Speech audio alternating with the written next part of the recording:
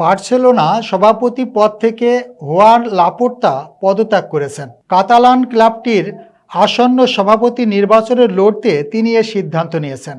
অন্তর্বর্তী সময়কালে ভারপ্রাপ্ত প্রেসিডেন্ট হিসেবে দায়িত্ব পালন করবেন ভাইস প্রেসিডেন্ট রাফা ইয়োস্তে।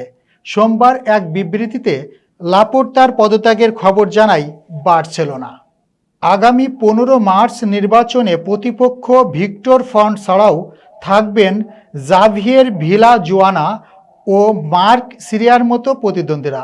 সভাপতি নির্বাচনে প্রায় 1 লাখ বার্সেলোনা সদস্য এবার ভোট দিয়ে সভাপতি বেছে নেবেন।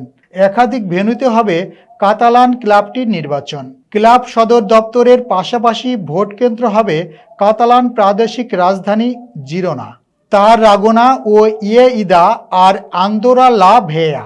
এর আগে 2021 সালের মার্চে 54% ভোট পেয়ে বার্সেলোনার প্রেসিডেন্ট নির্বাচিত হয়েছিলেন তিনি।